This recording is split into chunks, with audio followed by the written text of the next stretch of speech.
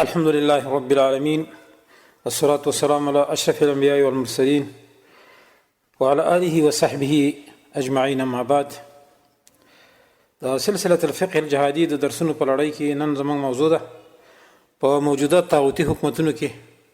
لکه د افغانستان، پاکستان، عربي ملکونو چې هغه هم طواغیت دي، د هغوی د حکومت په چوکاټ او اداره کې کار کول آیا دا جایز دي که نه دي، او آیا دغه کار د دغه حکومت سره موالات یعنی دوستی حسابیږي او که نه. نو بعضې خلک دا وایي چې موږ صرف نوکري کوو، زموږ د چا سره څه کار نشته، خو دا خبره به انشاءالله موږ ثابته کړو او موږ د طاغوت په بحث کې دا خبره موږ کړې ده چې کفر بالطاغوت دا د ایمان یو رکن دی، بغیر دین ایمان نه صحیح کېږي تر څو چې د هغې نه اجتناب او براعت ونه کړي، او دا معلومه خبره دوستانو چې څوک د طاغوت نوکر وي نو اجتناب ترې نه نشي کولی. لہذا په یو ناقص کې اخته شو چې ایمان نه سړی خلاصوي،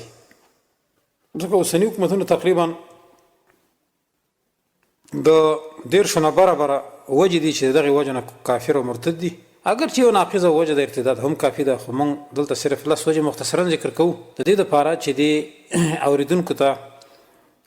یو مختصرا دلایل وریاد شي که چا یادول او الله توفیق ورکړو. لس وجې د دې حکومتونو د کفر موږ ذکر کوو دوستانو. اوله وجه د الله د شریعت مقابل کې د مرتدینو ځان ته قوانین جوړ کړي چې پاکستان کې ورته عین وایي، تعزیرات پاکستان او افغانستان کې ورته اساسي قانون وایي، په عربو کې به ته دستور وایي، چې دې آیت په نص سره دا کفر دی. الله فرمایي ام لهم شرکاء شرعوا لهم من الدین ما لم یأذن به الله، آیا شته دوی دا شریکان چې دوی دپاره یو قانون جوړ کړی چې په هغې الله تعالی اجازه نه ده کړې، او دا معلومه خبر ده چې لړمي کار او قانون باندې الله اجازه نه ده کړې، نو دا شرک او کفر دی. د اوله وجه و دوستانو. دویمه وجه د حکومتونو د یهودو نصاراو سره دوستي کړې چې دا هم یو ناقص دی، ایمان نه سړی خلاصوي. مخکې د ولا او برا مسله تېره شوې ده.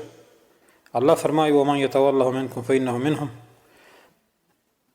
چا دوستانه وکړه ستاسو نه دې کافرو سره نو دی به د هغوی د ډلې نه وي. نور آیتونه هم شته. درېیمه وجه دوستانو موجوده حکومتونه په کفري قوانینو فیصلې کوي چې دا عین کفر دی. الله فرمایي ومن لم یحکم بما انزل الله فاولئک هم الکافرون، چا چې په قرآن او سنت فیصله ونه کړه پس دا کسان هم دوی پوره کافر دي. آیات کې 3 قسمه کفر د دوی ذکر دی. اول فیصله نه کول په قرآن او سنت، دویم ترک الحکم بما انزل الله، دریم د ځانه خود ساخته شریعت جوړول چې قرآن او سنت نه دی، نو په دې سره دوی کافر وګرځېدل. څلورمه وجه دوستانو د کفارو په بعضې خبرو کې اطاعت کول کفر دی. نو ټولې خبرې منل د هغوی د دې کافرو لکه څرنګه چې اوسني حکومتونه مني په طریقه اوله سره کفر دی. الله فرمایي چې منافقانو یهودو ته وویل سنطیعکم فی بعض الامر، یعنې موږ ستاسو خبره په بعضې کارونو کې منو. نو الله دغه کسان د یهودو په شان وګرځول چې دی ګوره ورونه دي، لکه اوسني مرتد حکومتونه ټول په ټولو د یهودو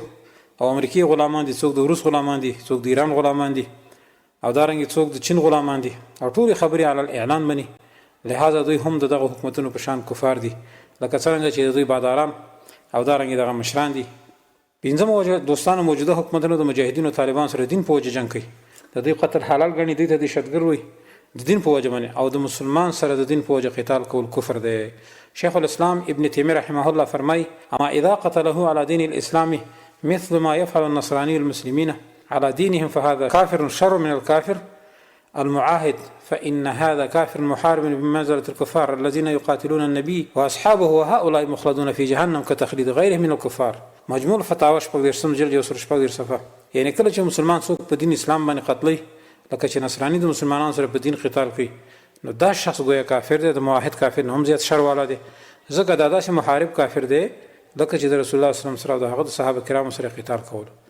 نو دوی به همیشه په اور کې وي لکه څنګه چې نور کافران په اور کې دي. د پنځمه وجه دوستانو. شپږمه وجه موجوده حکومتونو د کفر سره یعنی امریکي یهودو او نصاراو سره پوره عهد د نصرت او دوستۍ کړی. کله ته موږ په دهشتګردۍ خلاف تاسو سره په فرانټ لاین کې، کله ته څه وایي کله ته څه وایي، چې په دې سره دوی کفار دي، ځکه منافقانو په دروغه وعده د یهودو سره عهد وکړه چې موږ به ستاسو په خلاف د چا سره نه ملګري کېږو، او په دغه وعده باندې دوی وفا هم ونه کړه. الله ورته دروغجن وویل، لیکن بیا هم الله دوی ته د یهودو ورونه ویل، لکه الله فرمایي سورة حشر کې ألم تر إلى الذين نافقوا يقولون لإخوانهم الذين كفروا من أهل الكتاب لئن أخرجتم لنخرجن معكم ولا نطيع فيكم أحدا أبدا وإن قتلتم لننصرنكم والله يشهد إنهم لكاذبون. آیا نه ګورې هغه کسانو ته چې منافقان دي وایي خپلونو ته د اهل کتابونه چې کفار دي که چیرې وایستلی شوي تاسو نو ضرور به وضو تاسو سره او خبره نه منو ستاسو باره کې د هېڅ چا هرګز او که تاسو سره جنګ کیدی شي نو ضرور به ستاسو مدد کوو الله ګواهي کوي چې یقینا دوی دروغجن دي. اوس دوی په دروغجنه واده چې د یهودو سلسله دروغجنه واده وکړه چې موږ به ستاسې مددګاري کوو موږ به ستاسو نصرت کوو لیکن الله وایي چې دا دروغ وایي لیکن بیا هم سره د دې دروغو د وعدې نه الله د دوی ورونه وګرځول الذين كفروا من اهل الكتاب چې دا ګوره یقولون لاخوانهم الذين كفروا من الكتاب چې دا د دوی ورونه دي چې سره سره ټول په ټوله کې ولاړې لکه پاکستان افغانستان یا نور مرتد عربي ممالک نو دا مرتدین نه وي وموجود د دوی د کفر دوستانو غدا ده چې موجوده مرتد حکومتونه ځکه کفار چې حرام حلالي او حلال حرامي حجاب پرده زنا شراب بحیي ډمتوب سندري وغیره محرمات علی الاعلان کې د حجاب پابندي نه کوي بلکې دا یو غلط او جمهوریت خلاف کار بولي او مخکې د شیخ الاسلام ابن تیمیه رحمه الله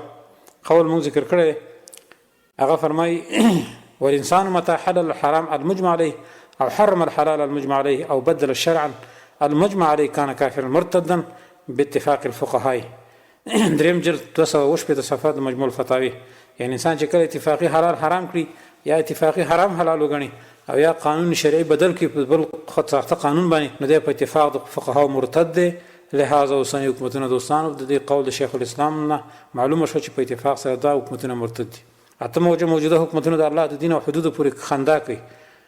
چې دا خندا کول د دوی دا کفر دی کله وای د غلا لاس پرې کول ظلم دی دا رنګ پرده کول دا پخوانی رسم دی کله وای خزي وای په کور کوټو کې بندي کړی دي دا ظلم دی خزي ته ازادي پکار ده ازادي دا معنی چې پرتګو باسي بازار کې ګرځي او یو ته خنده بل ته خنده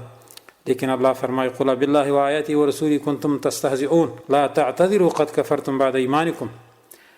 ورته وای په الله او دغه پایتونو دغه پر رسول باندې تاسو ټوکی کوي باندې مکو یقینا تاسو کفر کړی پس ایمان تاسو نه دا آیت دلیل دی دوستانو په دې باندې چې د دین د معمولی مسالې یا حد کار مباح یا سنت وي او یا مستحب او یا معمولی مسله وي نه دی پورې خندا کول کفر دی نه هم وجه دوستانو موجوده حکومتونو د جمهوریت او دیموکراسي نه دفاع کوي او دا غي احترام کوي چې دا صریح کفر دی ځکه جمهوریت کې حق د فیصلو اکثریت لري لکه دا مثلا موږ د جمهوریت او دیموکراسي په بحث کې بیان کړی دا چې دا صریح کفر دی ځکه ان الحكم الا لله امر الله تعبد الا اياه آیات دلیل چې تحاکم کول عبادت دی چې د هغه صرف کول مخلوق ته کفر دی لکه څنګه چې نور عبادت غیر الله ته کفر او شرک دی نو دا هم عبادت دی چې فیصله وړل بغیر الله ته نه کې قرآن او سنت ته فیصله وړي البته مسلمان جوړي لسمه وجه دوستانو موجوده حکومتونه خلکو ته خپل خوخه ورکوي یعنی چې څوک څه کوي هغه دی وکي ځکه وي دا جمهوریت دی چې دا صریح کفر دی بلکې مؤمن به د قرآن او سنت دایره نه نوزي الله فرمایي وما كان لمؤمن ولا مؤمنه اذا قضى الله ورسوله امرا ان يكون لهم الخيرة من امرهم ومن يعص الله ورسوله فقد ضل ضلالا مبينا سورة احزاب شپږ دیرش نمبر آیت یعنی نه دی جایز مؤمن سړی او مؤمن ښځه ته کله چې الله او رسول یې فیصله وکړي د یو کار چې وي د دوی لپاره بیا اختیار د دوی د کار نه او چا چې د الله او رسول نافرماني وکړه یقینا دی ګمراه شو په ګمراهۍ ښکار سره بل دا چې دوی په دې خبره کې چې ازادي ده اوس چې چا نه پوښتنه وکړي چې هلکه دا کار ولې کې ته نهی منکر وکړي څه وایي دا ازادي ده لیکن په دې یو خبره باندې چې دا خبره وکړي چې دا ازادي ده دې کې اباحت د زنا راغی د حرام کار ازادوالی راغی د عقیدې ازادوالی راغی چې څوک مرتد کیږي که ملحد کیږي که علماني کیږي که دهري کیږي د کفر عقیدې خلکو ته په دغه شعار سره خوښول دي چې دا به صریح ارتداد دی دوستانو دا الله سوجوي دوستانو د موجوده مرتد او طاغوتي حکومتونو نور نواقص شته چې هغه من الفرقان فی فضیلة قتال پاکستان کې ذکر کړی دي دلته صرف هغه نشاندهي موږ مختصرا وکړه نو معلومه شو چې دا حکومتونو کفار مرتدین دي نو د دوی سره کار جایز نه دی ځکه په کار کول سره اجتناب د طاغوت نه او د دوی نه برات هم ناراضي کوم چې د شهادتونو اساسي ارکان دي اوس هغه دلایل واوري چې په موجوده حکومتونو کې کار کول منع دي الله فرمایي سورة قصص کې فلا تکونن ظهیرا للکافرین یعنی مکیګه د کافرانو سره مدد کوونکې آیات دلیل چې د کافرانو سره به هر قسم مدد نه کوي هغه مدد بالفعل وي نوکری ور سره کوي وي که په خلو سره ولاړی اخبار یا میډیا یا صحافت کې ور سره بالقلم بالرای بالمال یا مشوره کې یا ډېر ډېر کړی دا نو دا آیات دلیل دی چې به دا راځي د کافر سره په مدد کولو کې دویم دلیل دوستانو قرآن عظیم شان کې الله اصول ذکر کوي الله فرمایي ان فرعون وهامان وجنودهما كانوا خاطئين یقینا فرعون او هامان او دغه لخرې وی خطاکاری دی آیات کې فرعون چې رئیس جمهور دی هامان وزیر دی جنودهما فوز پولیس رینجر وغیرہ ذکر دي چې دا اصول دي او آیات دلیل چې د مرتد ظالم او کافر حکومت هر قسم وزارت او یا د عسکري وظیفه منه ده. معلومه شو چې په داسې حکومت کې نوکری کول ضرور دی وزارت پورې منسلک وي، ځکه وزارت د حکومت د ارکانو څخه وي. نو وزیر کفر به طاغوت نه دی کړی، خپل طاغوت دی. نو لاندې چې څومره د اتباع وي د سره تعلق لري هغه هم د وزیر حکم لري. ځکه یو گاډی چې جوړیږي دوستانو د ټیرون نواهره د انجن نواهره ټیرونو پورې چا کې یو کار فایده وي، چا کې د بل کار فایده وي. په یو انجن کې یو شان فایده را، په ټیرونو کې بل شان فایده را. د تیلو ځای پکې بیلي تیلو کې ځان ته مثلا کوم اهمیت چې تیل پکې لري، کوم اهمیت پکې ټیرون لري. دانګي یو حکومت هم د شین نه جوړل د معلم نواخله تر رئیس جمهور پورې. نه دویم دلیل شو. دریم دلیل دوستانو ډیر صریح او ډیر واضح دی. ابو هريره فرمایي حدیث ته مسند بیا الله کې راځي، ابن حبان هم راوړی د ابو سعید خدری او د ابو هريره حدیث ته صحیح حدیث ته. رسول الله صلی الله علیه وسلم فرمایي لا یاتین علیکم امراء يقدمون شرار الناس ويظهرون بخيارهم ويؤخرون صلاة مواقيتها فمن أدرك ذلك فلا منهم فلا يكونن له عريفا ولا شرطين ولا جابين ولا خازنا. ابو يعلى دا حدیث راوړی چې رقم د حدیث ته 1114. د حدیث کې رسول الله صلی الله علیه وسلم فرمایي دا صحیح حدیث ته یعنی را بشي فتاسو تاسې امیران چې بد خلق به مخکې کوي په حکومت کې او نیکان خلق ورسته کوي او مونږ ورسته کوي. د افضل وخت نه چې داسې حاکمان او امیران وموندل نو خامخا دې نه جوړېږي د هغه په حکومت کې ملک او نه پولیس او نه ډاګي او نه خزانچي. او ورته ویل چې زمونږ د الهو بد مه وایه او دا ورته ویل فرقت شملنا فإن كنت تريد السيادة لا يقطع أمرا دونك وإن أردت زوجا زوجناك وإن أردت مالا أعطيناك. فقرأ رسول الله صلى الله عليه وسلم أول سورة او ورته ویل چې زمونږ د الهو بد مه وایه او دا ورته ویل فرقت شملنا فإن كنت تريد السيادة لا يقطع أمرا دونك وإن أردت زوجا زوجناك وإن أردت مالا أعطيناك. فقرأ رسول الله صلى الله عليه وسلم أول سورة فصلت له او ورته ویل چې زمونږ د الهو بد مه وایه او دا ورته ویل فرقت شملنا فإن كنت تريد السيادة لا يقطع أمرا دونك وإن أردت زوجا زوجناك وإن أردت مالا أعطيناك. فقرأ رسول الله صلى الله عليه وسلم أول سورة فصلت له او ورته ویل چې زمونږ د الهو بد مه وایه او دا ورته ویل فرقت شملنا فإن كنت تريد السيادة لا يقطع أمرا دونك وإن أردت زوجا زوجناك وإن أردت مالا أعطيناك. فقرأ رسول الله صلى الله عليه وسلم أول سورة فصلت له او ورته ویل چې زمونږ د الهو بد مه وایه او دا ورته ویل فرقت شملنا فإن كنت تريد السيادة لا يقطع أمرا دونك وإن أردت زوجا زوجناك وإن أردت مالا أعطيناك. فقرأ رسول الله صلى الله عليه وسلم أول سورة فصلت له او ورته ویل چې زمونږ د الهو بد مه وایه او دا ورته ویل فرقت شملنا فإن كنت تريد السيادة لا يقطع أمرا دونك وإن أردت زوجا زوجناك وإن أردت مالا أعطيناك. فقرأ رسول الله صلى الله عليه وسلم أول سورة فصلت له او ورته ویل چې زمونږ د الهو بد مه وایه او دا ورته ویل فرقت شملنا فإن كنت تريد السيادة لا يقطع أمرا دونك وإن أردت زوجا زوجناك وإن أردت مالا أعطيناك. فقرأ رسول الله صلى الله عليه وسلم أول سورة فصلت له او ورته ویل چې زمونږ د الهو بد مه وایه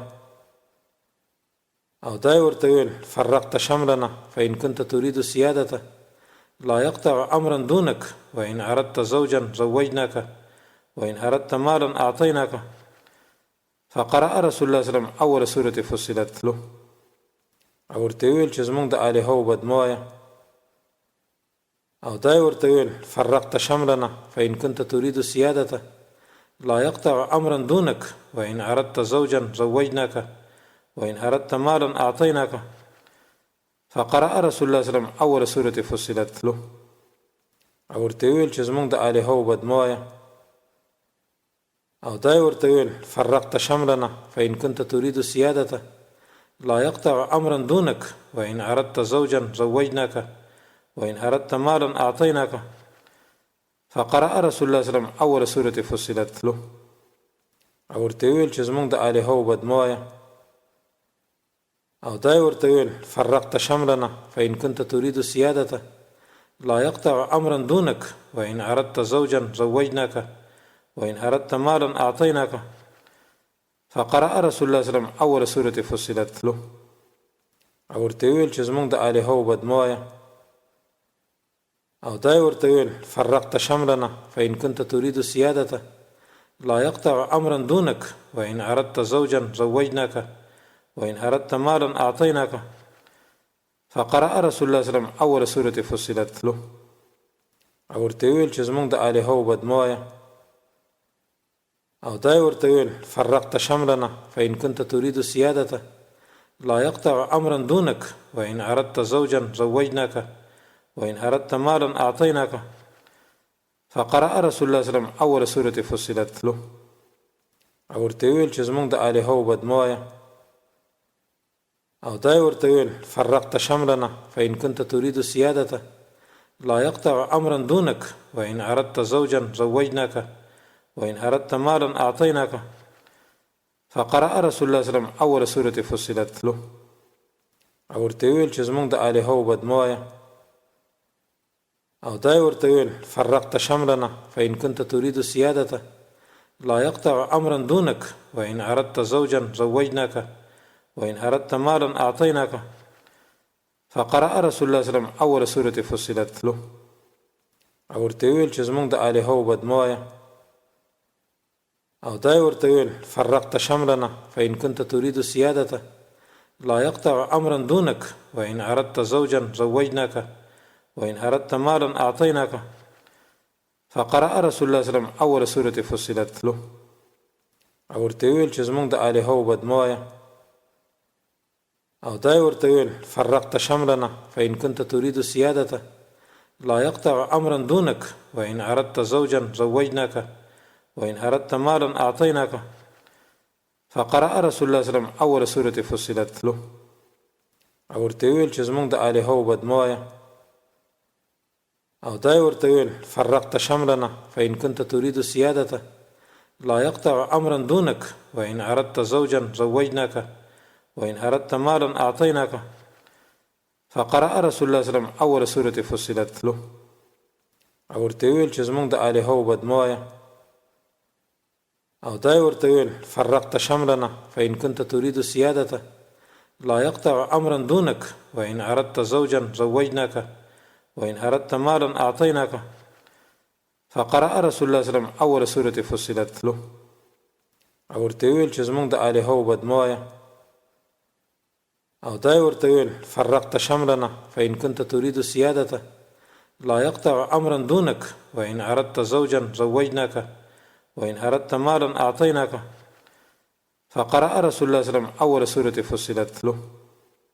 او ورته ویل چې زمونږ د الهو بدموایه او دا ورته ویل فرقت شملنا فإن كنت تريد سيادته لا يقطع أمرا دونك وإن أردت زوجا زوجناك وإن أردت مالا أعطيناك فقرأ رسول الله صلی الله علیه وسلم اول سورة فصلت له او ورته ویل چې زمونږ د الهو بدموایه او دا ورته ویل فرقت شملنا فإن كنت تريد سيادته لا يقطع أمرا دونك وإن أردت زوجا زوجناك وإن أردت مالا أعطيناك فقرأ رسول الله صلی الله علیه وسلم اول سورة فصلت له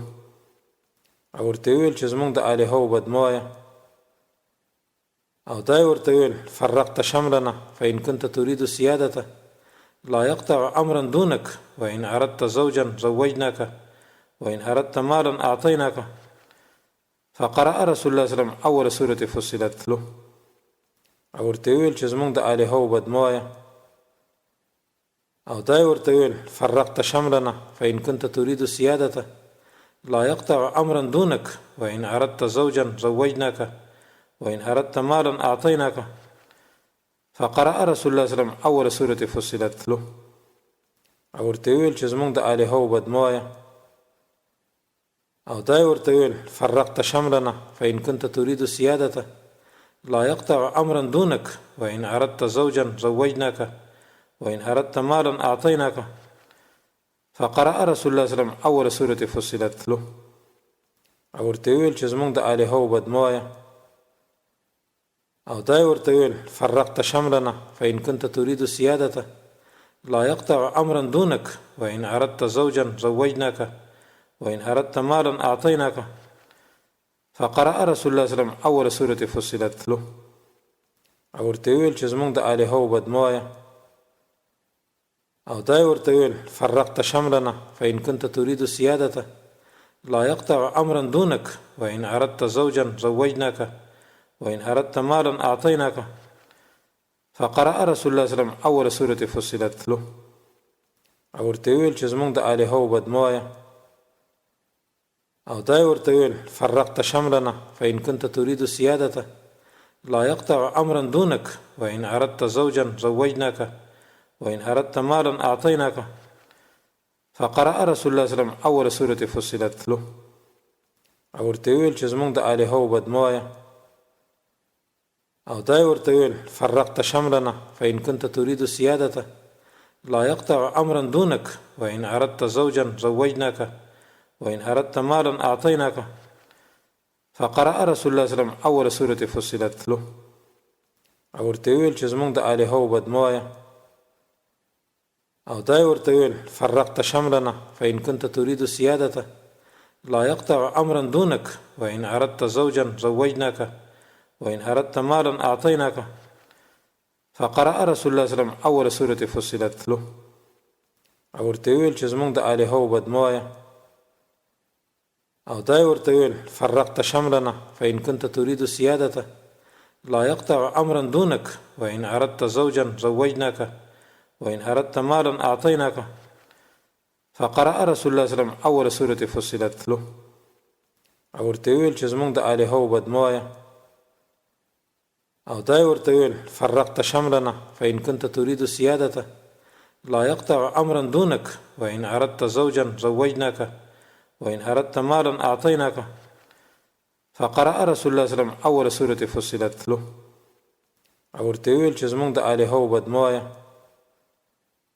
او دا ورته ویل فرقت شملنا فإن كنت تريد سيادته لا يقطع أمرا دونك وإن أردت زوجا زوجناك وإن أردت مالا أعطيناك فقرأ رسول الله صلی الله علیه وسلم اول سورة فصلت له او ورته ویل چې زمونږ د الهو بدموایه او دا ورته ویل فرقت شملنا فإن كنت تريد سيادته لا يقطع أمرا دونك وإن أردت زوجا زوجناك وإن أردت مالا أعطيناك فقرأ رسول الله صلی الله علیه وسلم اول سورة فصلت له او ورته ویل چې زمونږ د الهو بدموایه او دا ورته ویل فرقت شملنا فإن كنت تريد سيادته لا يقطع أمرا دونك وإن أردت زوجا زوجناك وإن أردت مالا أعطيناك فقرأ رسول الله صلی الله علیه وسلم اول سورة فصلت له او ورته ویل چې زمونږ د الهو بدموایه او دا ورته ویل فرقت شملنا فإن كنت تريد سيادته لا يقطع أمرا دونك وإن أردت زوجا زوجناك وإن أردت مالا أعطيناك فقرأ رسول الله صلی الله علیه وسلم اول سورة فصلت له او ورته ویل چې زمونږ د الهو بدموایه او دا ورته ویل فرقت شملنا فإن كنت تريد سيادته لا يقطع أمرا دونك وإن أردت زوجا زوجناك وإن أردت مالا أعطيناك فقرأ رسول الله صلی الله علیه وسلم اول سورة فصلت له او ورته ویل چې زمونږ د الهو بدموایه او دا ورته ویل فرقت شملنا فإن كنت تريد سيادته لا يقطع أمرا دونك وإن أردت زوجا زوجناك وإن أردت مالا أعطيناك فقرأ رسول الله صلی الله علیه وسلم اول سورة فصلت له او ورته ویل چې زمونږ د الهو بدموایه او دا ورته ویل فرقت شملنا فإن كنت تريد سيادته لا يقطع أمرا دونك وإن أردت زوجا زوجناك وإن أردت مالا أعطيناك فقرأ رسول الله صلی الله علیه وسلم اول سورة فصلت له او ورته ویل چې زمونږ د الهو بدموایه او دا ورته ویل فرقت شملنا فإن كنت تريد سيادته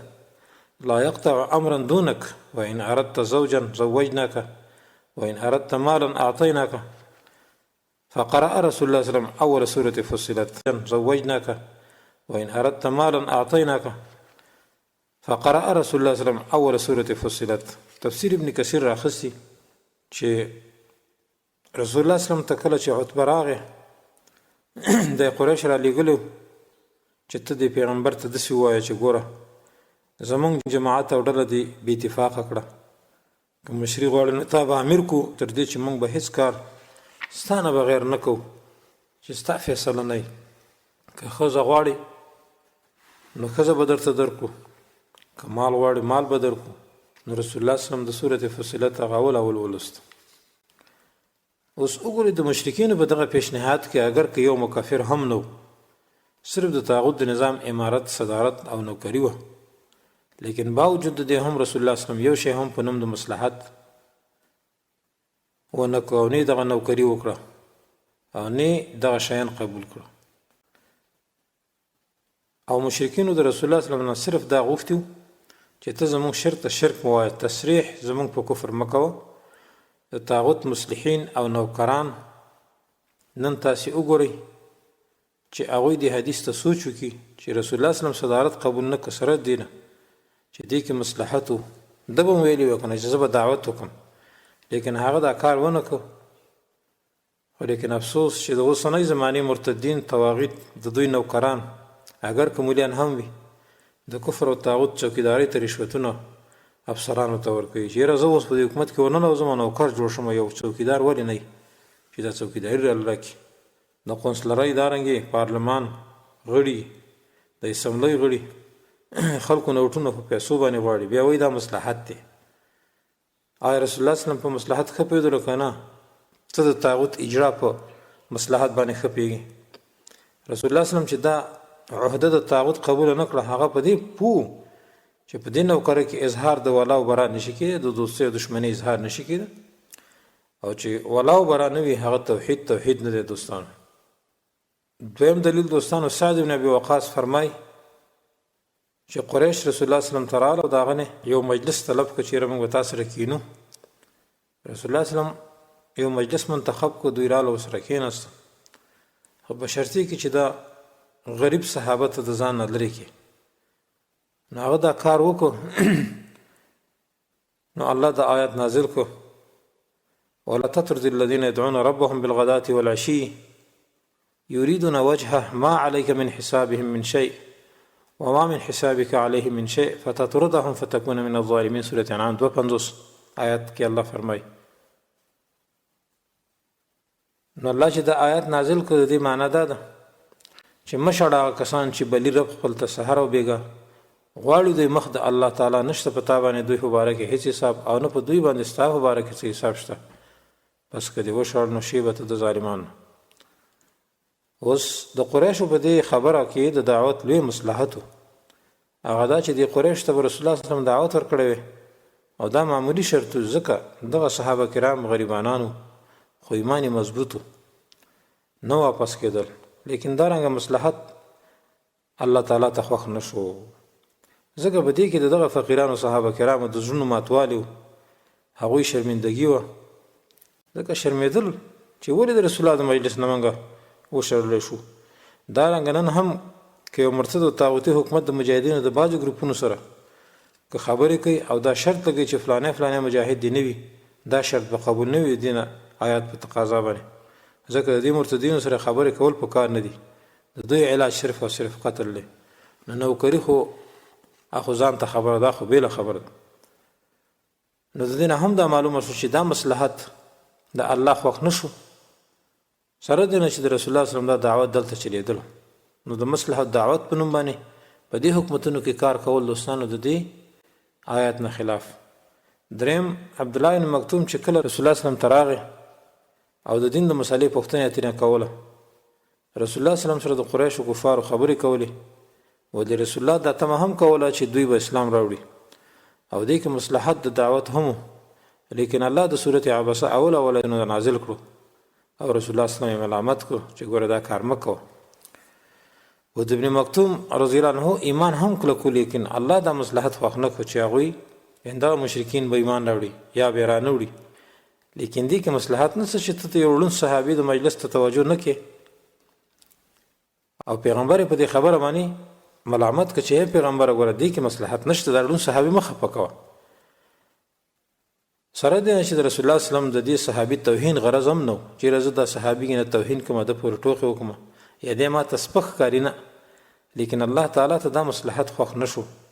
او رسول الله ملامت کو معلومه شو چې داسې مصلحتونه چې د نوکاری والای په طاغوتي حکومت کې لټي دا خو د سره مصلحت نه دی بلکې دا غي سره امداد او نصرت دی څلورم دوستانو مخکې حدیث د ابو هريره ذکر شو چې په هغه کې د ظالم موحد صدر د نوکری نه منه راغلی ده نو آیا د مرتد او طاغوتي د امریکا او انګريزانو د خوانه منل شوی غلام جمهوریت اجرا نوکری څنګه به جایز شو پنځم دوستانو که یو بدعتي او بدعت پیدا کی د مصلحت په بنا باندې لکه مولود یا د نصف شعبان منځ نو علما ضرور دا وایي چې دا مصلحت ناجایز دی سره دي نه چې بدی کې د رسول الله صلی الله علیه وسلم صفاتونه کیږي او بعد سیرت پکې بیان شي دارنګه د شعبان نصف شعبان روزه مونږ هغه مخشه دي ځکه بذاته مونږ خو ده لیکن علماء د دې منع کړل ځکه په دې کې ثواب نشته دا د رسول الله صلی الله علیه وسلم د طریقې نه خلاف خبره ده دا افتراء د رسول الله باندې مضموم عمل له نو دا او د نوکری مصلحت به یو شی دی لکه دا مصلحت د جایز نه دی د دین لپاره نو مصلحت د دین لپاره د کافر نوکری به کله جایز شو شپږم نمبر کې رسول الله صلی الله علیه وسلم فرمایي ما جعل دواء امتي فيما حرم عليها ان الله طيب لا يقبل الا طيب مسلم کې حدیث ته 1015 نمبر حدیث یعنی زما د امت دوا الله تعالی په حرام کې نه د ګرځولي یقینا الله تعالی پاک دی او پاک قبلي نو هر کله چې په حرام شي کې شفا نشته دا رنګ په حرام نو کوي کې هم مصلحت نوي لہذا دغه دلایل دوستانو چې د مرتد او کافر حکومت نو کوي بنه کې ځکه په دین او کوي کې دوستانو اذلال دي او دا رنګ سړی پکې ذلیل کیږي کوم علماء چې شرطونه ذکر کړلي چې په دې حکومتونو کې کار کوي نو هغه یو دا ویل ده چې کفر به طاغوت بکې دې حکومتونو ته به کافر وي نو دې حکومت ته کته کافر وي به تا کله په نوکری کې پریدي دا شرط خو سره پوره کیږي نه دویم دا چې سلطه بس د دې کافر او ظالم نه نو کله دې کافر سلطه نه او دارنګ د قبضه نه به تا کله نو ته به نوکر نشري لہذا دې ول چې موږ سوچو کو قران او حدیث ته نو داسې بادشاہانو د نوکرینه چې مرتد وي دا عین د سره موالات او دوستی او د سره موالات کول دوستانو دا عین کفر د دوی فرنګ به سره کافر کیږي مرتد کیږي یو خبر دوستانو هغه دلته ډیره مهمه ده اکثر خلک چې نن په دې حکومتونو کې نوکران دي هغه استدلال کوي په قصه د یوسف علی السلام باندې چې ګوره هغه د کافر بادشاہ سره وظیفه نوکری کوله هغه وزیرو سره د چې هغه جل قدر نبی وو لیکن الحمدلله دې جواب مخکم شوی دی خو بیا هم چون کې دا موضوع د دې حکومتونو کې د نوکری موضوع او دې حکومتونو کې وظیفه اخیستل نو دلته دا اعتراض اکثر خلک کوي نو دې جواب دلته ډیر مهم دی هغه څوک چې د کفر او طاغوت د غلامۍ لپاره دا استدلال پیش کوي په کار د چې توبه وباسي د داسې کفري قول نه ځکه د یوسف علیه السلام دا واقع پیش کول په استدلال کې دا عین کفر دی ځکه د یوسف علیه السلام د مصر د بادشاه سره کار کول نه موالات نه په طاغوت باندې هغه ایمان راوړ چې دا په لاندې نقاطو سره موږ واضح کول غواړو دوستانو الله چې کله مسلمانان د کافرانو د دوستۍ نه منع کړو یا ایها الذین آمنوا لا تتخذوا عدوي وعدوکم اولیاء یعنی ای ایمان والو مونږ چې زما دشمنان او تاسو دشمنان دوستان نورسته به اقتدا په ابراهیم علیه السلام په ذکر کړو ویل قد كانت لكم اسوه حسنه في ابراهيم والذين معه اذ قالوا لقومهم انا براء منكم مما تعبدون من دون الله كفرنا بكم وبدا بيننا وبينكم العداوه والبغضاء ابدا حتى تؤمنوا بالله وحده یقینا شتر استاو د پاره خستانه مونږ د تابعداري په ابراهيم عليه السلام او هغه کسانو کې چې د هغه ملګری کله چې دوی خپل قوم ته ویل یقینا مونږ تاسو نه بیزاروي او د هغه څنګه چې تاسو عبادت کوئ سوا د الله تعالی نه کفر کوو مونږ په تاسو باندې او کار د زمونږ او تاسو مینس کې دښمنی او بغض همیشه تر دې چې ایمان راوړی په یو الله باندې اوس دې آیتونو کې د کفارو سره معادات او د هغوی نه براءت د ابراهیم علیه السلام ذکر شو چې ابراهیم علیه السلام د کافر نه براءت کړی دی، د هغوی سره دښمني کړې ده، چې دا ملت د یوسف علیه السلام او د ټولو انبیاو علیهم السلام دی. الله سبحانه وتعالی د یوسف علیه السلام نه حکایت کوي، فرمای واتبعت ملت آباء ابراهیم و اسحاق و یعقوب، یعنی زه تابعداري کوم د خپلو پلارانو د ملت چې ابراهیم، اسحاق او یعقوب علیهم السلام. دا دلیل دی چې یوسف علیه السلام اظهار د دین کړی او توحیدی ښکاره خلکو ته بیان کړی، د توحید ته دعوت هم کوو، دغه کافر توحید ته دعوت کړي د کافرانو د هغوی د دین نه هم براءت کولو، د هغوی د دین بدی او سپکوالی به هم کول، تر دې چې د په جیل کې لکه چې الله تعالی د دنه دا حکایت کوي یا صاحب السجن ارباب متفرقون خير ام الله الواحد القهار، ارباب متفرقون خير ام الله الواحد القهار ما تعبدون منه الا اسماء سميتموها انتم واباؤكم ما انزل الله بها من سلطان ان الحكم الا لله امر الله تعبدوا الا اياه ذلك الدين القيم ولكن اكثر الناس لا يعلمون. یعنی اے ملګرو د جیل زما آیا د بندګۍ حقداران چې جدا جدا دي هغه غوره دي د عبادت دپاره او که الله چې هغه یو دی او زورور دی، تاسو بندګي نه کوئ سوا د الله تعالی نه مګر د نومونو چې ایښي دي تاسو مشرانو ستاسو هغې ته نه دی رالیږلی الله تعالی په دې باندې هیڅ دلیل او نه دی واک او اختیار مګر صرف د الله دی. یعنی د فیصلو واک الله تعالی نه دی ورکړی، حکم یې کړی دی چې بندګي نه کوئ تاسې بغیر د هغه نه د بل چا. دا دین پوخ دی په دلایلو سره، لیکن ډېر خلک نه پوهېږي. هر کله چې واضح شو یوسف علیه السلام د ابراهیم علیه السلام په ملت چې دغه ملت اعلان د توحید او هغې ته دعوت او اظهار د دشمنۍ د کافرانو سره او د هغوی نه براءت، نو دا دلیل دی چې د یوسف علیه السلام نه خو موالات دغه کافرو سره کړی نه په باطن او نه په ظاهر کې، او د یوسف علیه السلام کار کول د مصر د بادشاه سره موالات نه و، ځکه چې د کفار او کفر ته میلان قدر هم نه کو، نو نوکري سره څنګه کوله دوستانو، او نوی ظالمانو ته رکون قدر هم کړی و، ظالمانو ته رکون هم نو کړی. ځکه الله فرمایي ولا ترکنوا الی الذین ظلموا فتمسکم النار، تاسو ګوره ظالمان ته کږئ مه، ځکه تاسو ته به اور در ورسېږي. او اجماع د امت ده چې انبیا علیهم السلام د کبیره ګناهونه معصوم دي. نو معلومه شو چې د یوسف علیه السلام نه موالات او نه رکون صادر شو، ځکه دا ګناه ده او دا کفر دی چې د نبي نه ګناه نشي صادرېدلی، نو کفر ته څنګه صادر شي؟ دا ګوره د کفر خبرې دي د مولیانو د دې خلکو چې یوسف علیه السلام د کفر نوکري کړې وه. دویم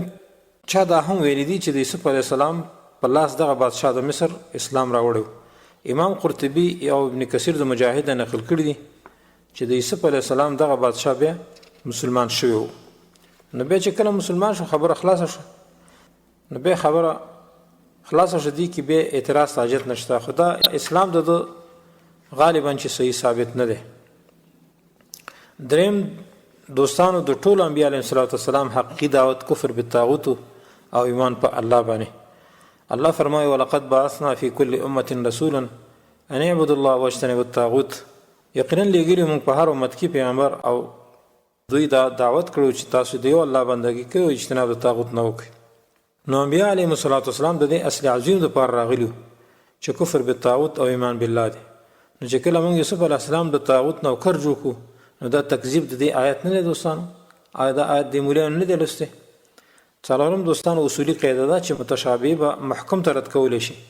د یوسف علیه السلام قسم متشابهاتو نه ده چې رد کولی به شي محکم ته، او محکم د کتاب الله نه دا ده چې ټول انبیا علیهم السلام د شرک او طاغوت او د هغې نه د براءت دپاره راغلي وو، چې د شرک نه براءت وکړي، د طاغوت نه براءت وکړي. لکه چې مخکې ذکر شو ولقد بعثنا فی کل امة رسولا ان اعبدوا الله واجتنبوا الطاغوت، او دارنګې بیا یوسف علیه السلام څه ویلو واتبعت ملت آباء ابراهیم و اسحاق و یعقوب، او ملت د ابراهیم علیه السلام چې کوم یوسف علیه السلام وایي چې زه د هغه تابعدار یم، نو د ابراهیم علیه السلام ملت چې کوم مخکې ذکر شو هغه براءت د ټولو طواغیتو نه کړی و. قد كانت لكم اسوة حسنة في ابراهیم والذین معه اذ قالوا لقومهم انا براء منکم ومما تعبدون من دون الله كفرنا بكم وبدا بيننا وبينكم العداوة والبغضاء ابدا حتى تؤمنوا بالله وحده. او ملت د یوسف علیه السلام ملت ابراهیم علیه السلام، او ابراهیم علیه السلام د ټولو طواغیتونو برات کړو.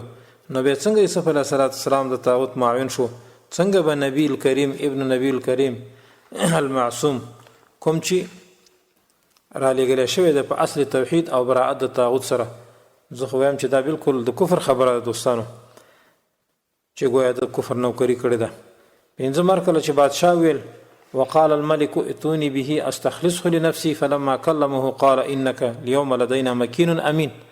یعنی دې راولې ماته چې د ځان دپاره خالص کم. نو هر کله چې یوسف علیه السلام ورسره خبرې وکړې نو بادشاه ورته وویل چې یقینا ته نن ورځ زموږ څخه ځای درکړل شوی او امانتدارې. دا قول د بادشاه چې ایتوني به دا وروسته د هغې نه ده چې دغه بادشاه یوسف علیه السلام وپېژانده، ځکه یوسف علیه السلام ته دعوت د توحید ورکړو چې دی خو د خوبونو معبر دی او د هغه څه خبر ورکوي چې وروسته راځي په وحي سره، او دې کې شک نشته چې دا معجزه وه او د نبي خصوصیت دی. نو هر کله چې شخصیت د یوسف علیه السلام دغه بادشاه وپېژنده نو ویل چې ایتوني به فلما کلمه، دا متکلم یوسف علیه السلام. نو هر کله چې یوسف علیه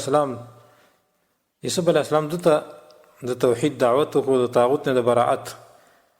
دعوت ورته ورکړه، نو بادشاه ویل چې انک اليوم لدینا مکین امین. ځکه دا تکلم د یو طاغوت او نبی د یو مدعی ربوبیت او نبی چې د خپل پلار د ملت اعلان کوونکی و ترمنځ هم و، چې کله دغه بادشاه توحید ته دعوت کړو. ځکه تاسو که قرآن عظیم الشان لوستئ دوستانو، نو ابراهیم علیه السلام نمرود ته هم اول دا دعوت ورکړو او یوسف علیه السلام د ابراهیم علیه السلام نسې دی. نو څرنګه به چې هغه ظالم بادشاه ته چې نمرود هغه ته دعوت ورکړو سره د نه چې هغه مستضعف و، نو یوسف علیه السلام په داسې حال کې چې هغه ښه بادشاهي ده د ده پکې ټول واک چلیږي، نو دی به څنګه د طاغوت نه براعت او دارنګې توحید ته دعوت دی د مصر بادشاه څه نه ورکوي؟ نو دا خو معقوله خبره نه ده دوستانو، دا خو عقل هم نه مني. او دارنګې موسی علیه السلام وګورئ فرعون ته د استضعاف په حالت کې دعوت ورکړو، نو یوسف علیه السلام دوستانو ضرور دعوت ورکړی دی. نو چې دی کله مسلمان شو ده ته ټول تمکین ورکړه چې اوس دا ستا بادشاهي چې څه کې هغه کوه. یوسف علیه السلام پکې به ملت یعقوبي نافظ کړه دوستانو. شپږمه وجه دوستانو، یوسف علیه السلام ته پوره تمکین او اختیارات حاصلو چې اقامت د شرع پکې هغه کړی و.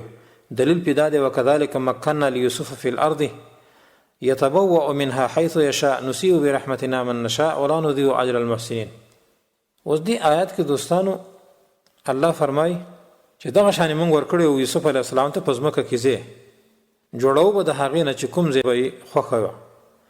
رسوو موږ خپل رحمت هغه چاته چې وغواړو او نه بربادو موږ بدله د ښایسته عمل کوونکو. اوس دې آیات کې الله یوسف علیه السلام ته د ځمکې د دغه مصر اختیار ورکړی و.